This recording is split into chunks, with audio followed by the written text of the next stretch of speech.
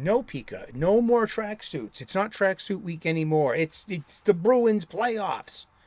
First round of the NHL playoffs. Support the team. Indeed. Well, we got no more that's all the tracksuits we had anyway, Pika. I mean, sorry. It's tracksuit week is over. I know it's I'm getting got vetoed. There. I used my veto power. Hi. Pre-recorded live before a studio audience of stuffed animals. From our Boston studios comes the Comics Coffee Table, where we're going to take a break.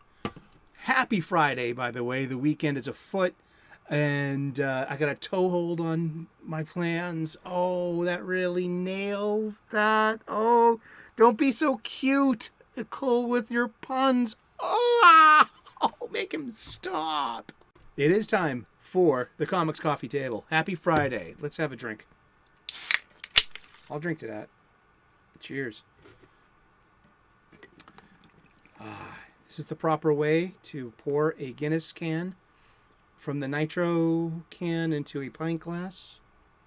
Notice the cascading bubbles. This is a small... This is from my friend, the Memes of Destruction. Here is a small model of the Big Bang. The Big Bang happened when we opened up the can. We put the can into our light cone. Now we have... You can see the universe is now settling. Nanoseconds after the Big Bang.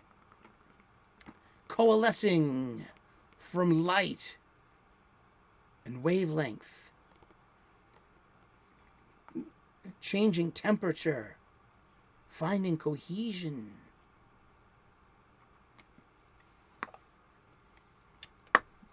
Just a little bit.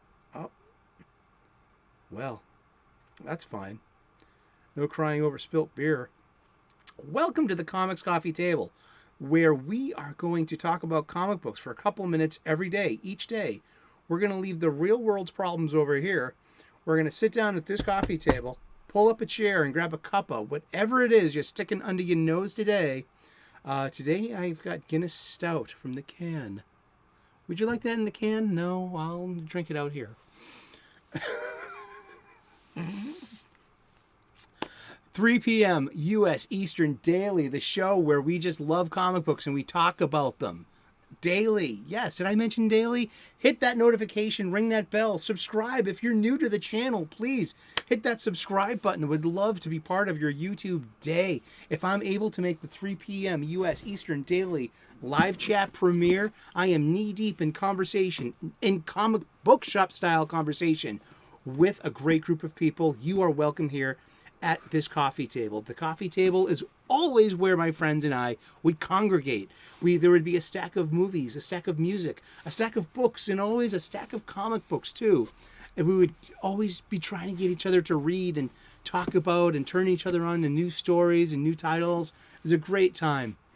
In that spirit, I wish to have these comic book shop style conversations here every day at our comic book coffee table, where you can take a break. You can take your mind off of your mind just for a few minutes in a day. We're not have to, sometimes we get a little outragey, sometimes we get a little pop culturally, sometimes we get a little bit current events, but not that much. What we basically are doing is we're enjoying a break. We're taking some time to just kick back and remember some really, really awesome stuff. I'm also using my platform to amplify voices of comic book fans like me and you, and to get your ass back to the local comic book shop, the mom and pop brick and mortar shop, where you too, not only are new releases waiting for you every Wednesday in magazine monthly publication form, there are supplies. I am reboxing, reboarding, rebagging my entire collection, so it's a great excuse for me to get my ass to the local comic book shop, the LCS, and to spend my money there on supplies. It's very important that we help keep our local comic book shops open and thriving. Seriously, I mean, when they're gone, they're gone. And like record stores, toy stores, I mean, where did they go? Did the history's dustbin? Well, there will always be a niche market, like a boutique store, sure. But I really feel that the direct market is changing, and comic books will change as well. They've basically stayed in this kind of state since 1935, and More Fun Comics or something, and one of DC's first publications, you know, printed publications. Things are changing.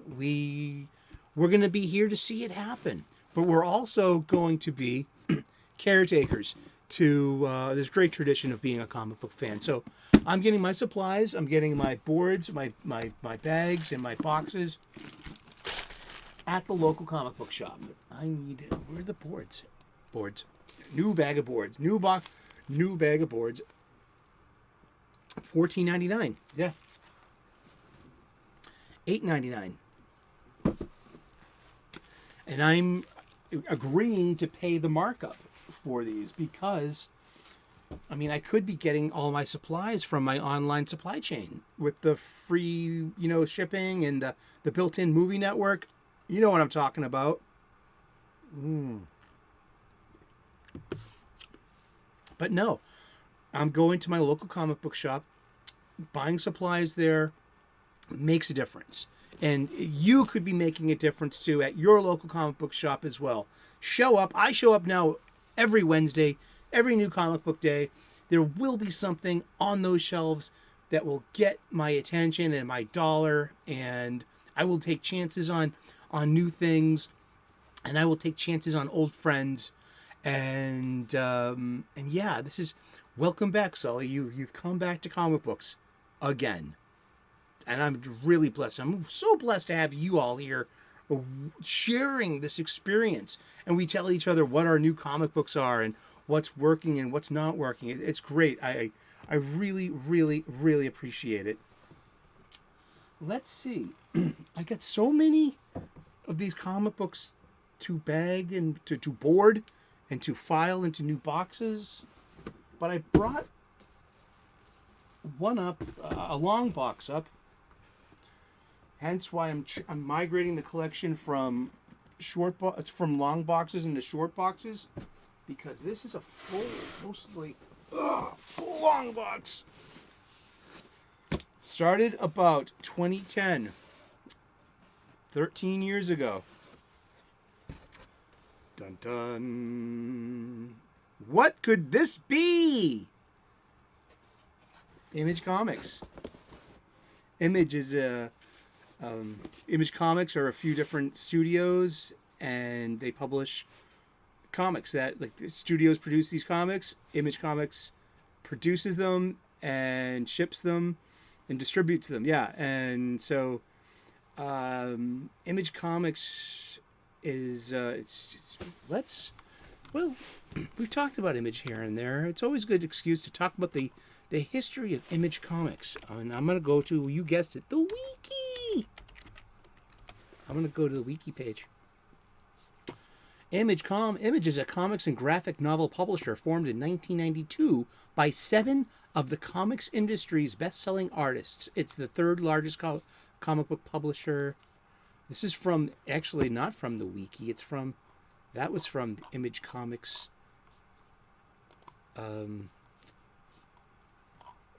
webpage itself. Features new releases. Let's discover. Yeah. Not the page I wanted. I wanted the wiki. Here is Wikipedia. I'm reading this from, you guessed it, the wiki. ATST. Founded in 1992 by Eric Larson, Jim Lee, Rob Liefeld, Todd McFarlane, Wills Portico, Mark Silvestri, and Jim Valentino. Headquartered in Portland, Oregon. Distributed by Diamond Books Distributed. Key people are its president, Todd McFarlane. Jim Valentino is the vice president. Mark Silvestri, CEO. Robert Kirkman is the COO.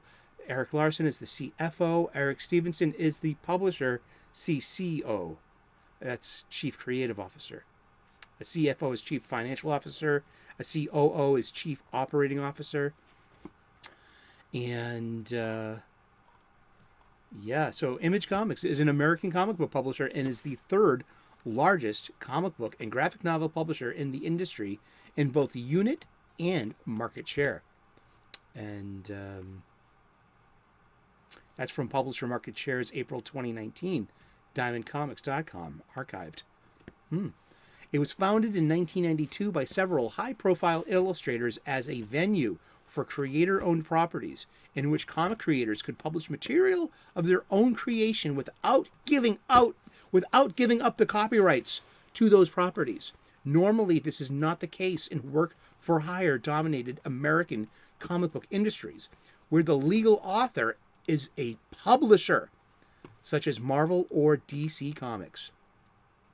And the creator is an employee of that publisher, or a contractor too, right?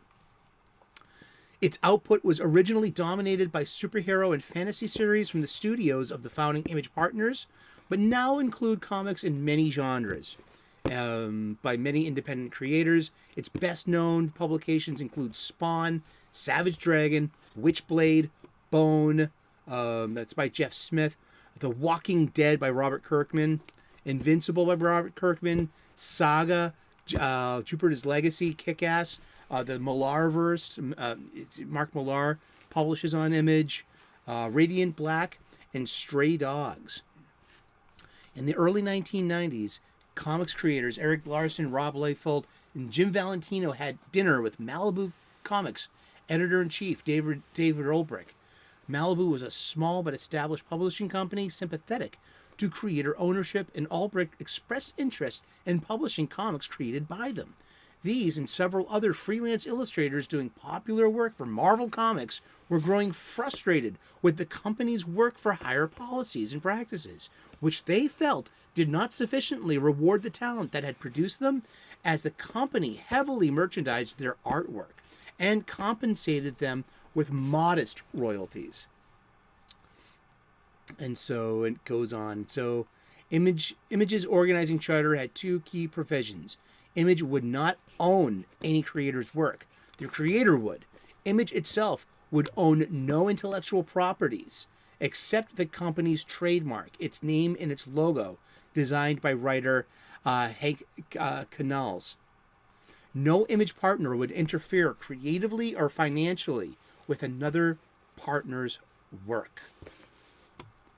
Yes. Aww.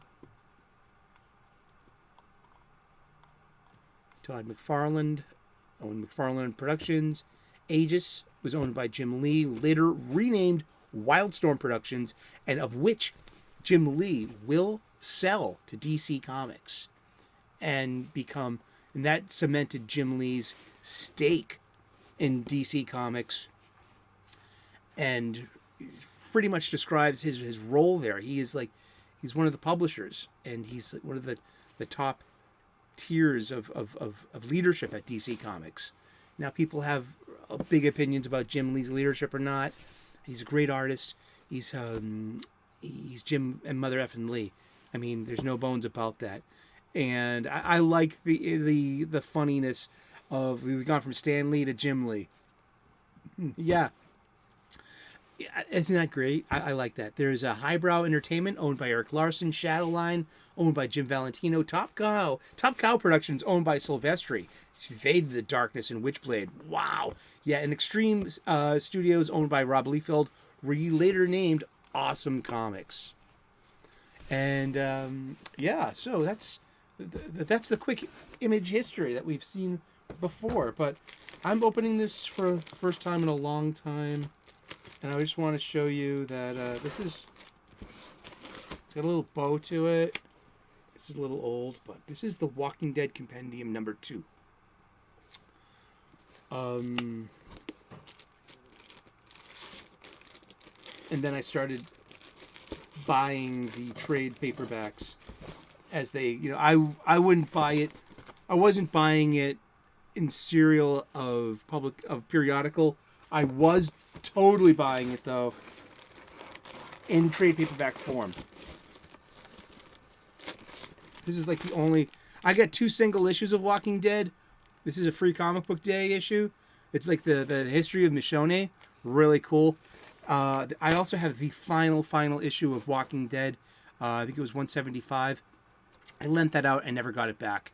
That's okay, because I love that story, and I let someone borrow that who was a huge fan. But I pretty much collected all the... I'm a huge... I hated the TV show. I liked it for the first couple of seasons, but, I mean, so I was tuned into Walking Dead for years. A buddy of mine in an old restaurant, about 2005, lent me the first 3 or 4 trade paperbacks, and I think it was leading up to the prison and what happened to Rick's wife and baby daughter. That scene with, oh my God, with the governor. Oh geez, those were some comic books, man. But Walking Dead really got me, like, it really had my attention, it had my money. But what happened to Compendium number 1? Well, I lost that too. I lent that out to a friend. I know what happened to that. That was my workmate Scotty had borrowed that. And he was always saying, "Oh, I got to bring your phone book back to you, man." I was like, "Well, finish reading it first, dude." And which he always shrugged his shoulders, and then he had to go and die of a heart attack at work, giving me PTSD while at it. Thank you, Scott. It's all right. I love you. But I know where Compendium 1 is or was. It was at Scotty's apartment, and probably got thrown out with all of his shit. Or maybe it got packed up, and it was just maybe Scotty's stuff is being given to his nieces. He didn't have any kids. He wasn't married. He was 50 years old, and and he died on that floor with me holding his hand, his best work friend. At least I was there for him. Yeah. But that is a huge part of this The Walking Dead is a huge part of, coming back to comics. And there was I work at a local university in the Boston metropolitan area. So there's a bus stop. At the bus stop was the bookstore. And so I would spend time waiting for the bus in the bookstore, going through the graphic novels. And I would be buying the graphic novels upon release every time there was a new one. Oh my God, this has so much spine roll. Wow, look at the spine roll on this. Dude, this is legendary. This is Bitch Planet by Kelly Sue DeConnick. This is the beginning of the end of comic books. I was into Kelly Sue DeConnick.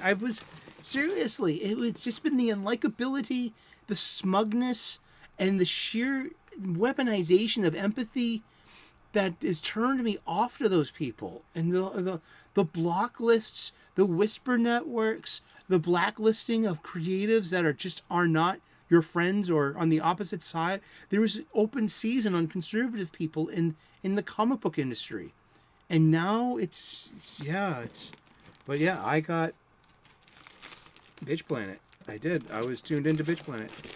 At the end, at the end of all of these single issues, I mean, this is just great kind of like fake ads, but you literally have academic feminist,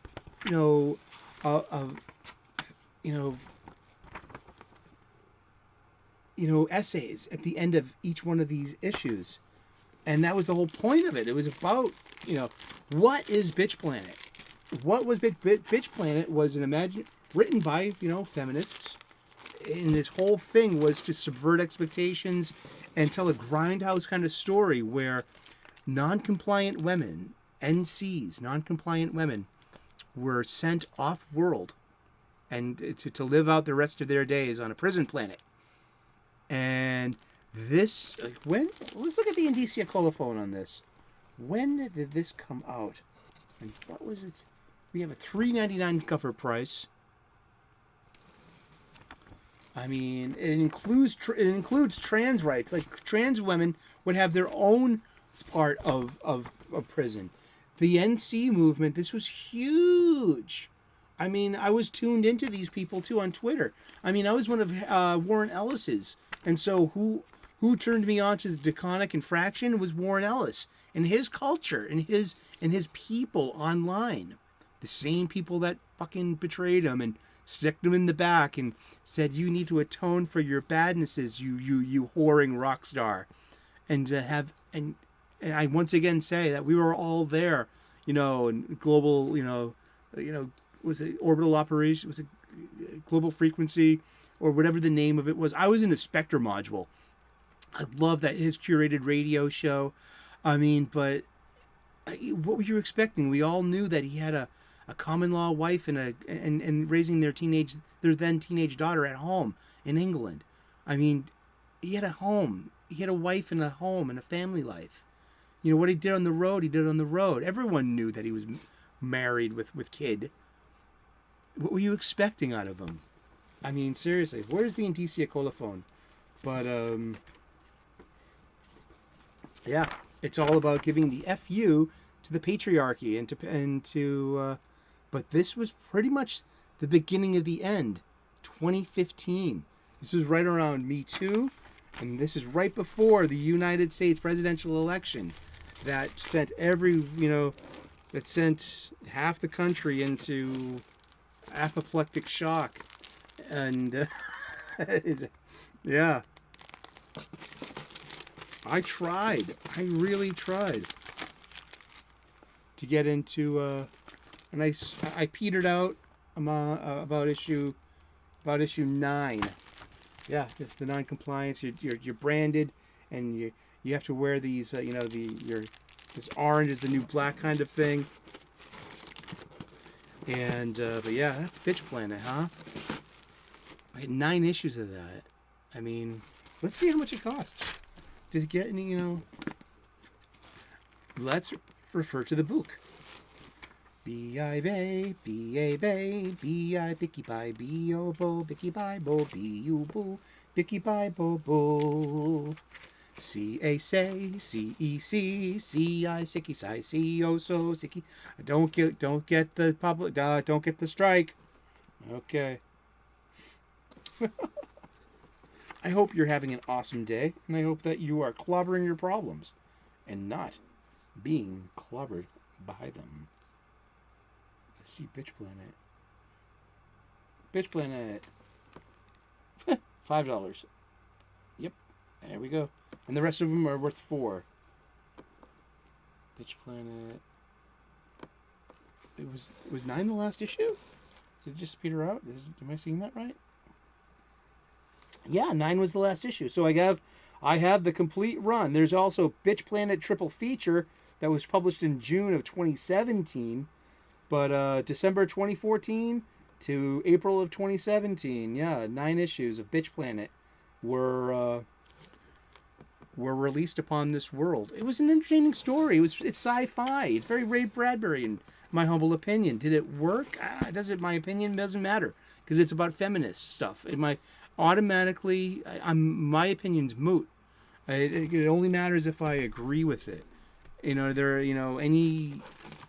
That's the weaponization of culture and of empathy. It's just like, any criticism is automatically bigoted and anti-woman and misogynist or whatever the hell you want to say. However I hope that works for you. This, holy shit. In high school,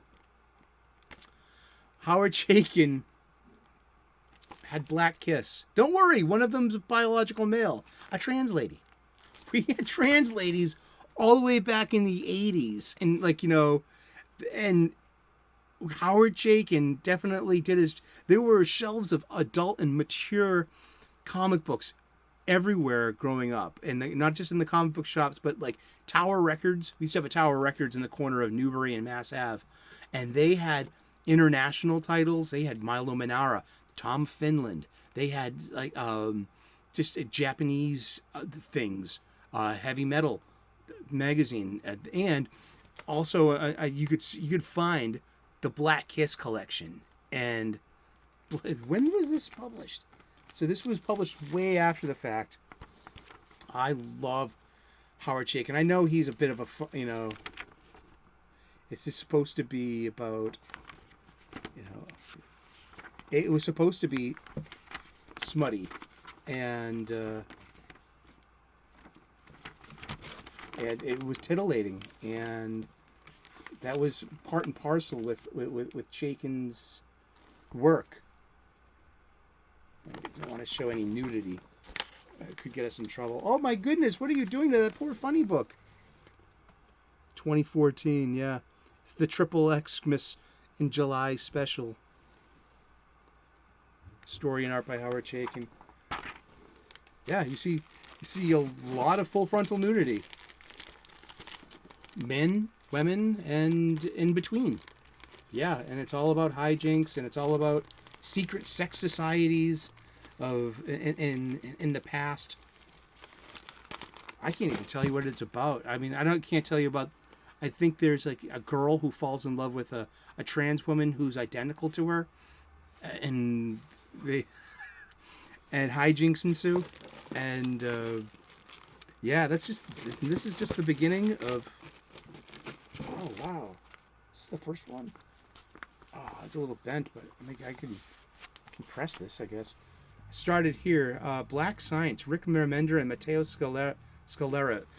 Matteo Scalera is amazing. He's been, I think he was studio mates with Sean Gordon Murphy. They have very similar approaches and kind of like their styles look like identical cousins. You know what I mean? You can tell the difference between the two kids, but just like, wow, you two look a lot alike. And but Black Science, and then I started picking it up at issue 7, and I didn't finish it. Black Science, I was tuned in until issue 27, and then I kind of just got bored with it, I guess, and dazed off. And well, speaking of Sean Gordon Murphy, we got Chrononauts. This was interesting. It's about time travel and hijinks in time travel. The early Millarverse. Stuart Immonen. Yeah. Actually, this wasn't even Image. This is Icon. What is Icon? Icon was the Marvel attempt at giving creator-owned... it was Marvel's creator-owned imprint using the Image model. So Mark Millar has, his own. He's basically his own production unit. Millar World. And that Millar World, he sold to Netflix for lots and lots and lots of money. And so now Netflix owns his Millar World catalog, and he's allowed to make new stories for it. And each one of these comic books that he writes could be adapted into a future Netflix show. Mark Millar is the standard on what modern writing has become. It's all about, these are not comic book stories, these are storyboards for our huge next Netflix show that's going to take the country by storm, and we're going to make lots of money on the way to Hollywood. So it's not like comic book creators are there to keep, some are. Not all. I mean, that sounds more negative than I intended. And that's not really what I meant. But yeah, we have here the Image long box that we're just about to get into. Oh, we've got a lot of Millarverse in here. And we're going to save that for later, too. We're going to close this. And we're going to wrap it up, too, because it's about that time. Oh, happy Friday. I hope you have a great day. I'll be at a comic book convention tomorrow. Boston's Wicked Comic Con. And so Saturday, if you get a hold of me or you find me, my smiling face, I'll be wearing my Comics Aficionado t-shirt. Come and look for me. And I'll buy you a beer. I'll do what Perch says. Hey, I'll buy you a beer. Yeah, I believe you, Perch. I'm going to buy Perch a beer one day. But I'll start with you first at this convention. How's that? There's a bar called Bukowski's across the street from the Heinz Convention Center where the event is. And I'll be going there for a very wet lunch, including chili dogs and whatever friends that want to come with me. You know, you're on your own for lunch, but I will buy a round. Trust me. Come and join us. Thank you so very much for tuning in today. What's been the Comics Coffee Table every day, 3 p.m. U.S. Eastern. Join us. Subscribe. Click on that button. Hit the notification. Ring that bell. You know, make it rain. And be part of our live chat premiere at 3 p.m. Keep those comments coming. Keep this comic book shop style conversation going. The weekend is here. God bless. Namaste. Good luck. And we will see you again tomorrow in those funny pages. Ciao. Bye-bye.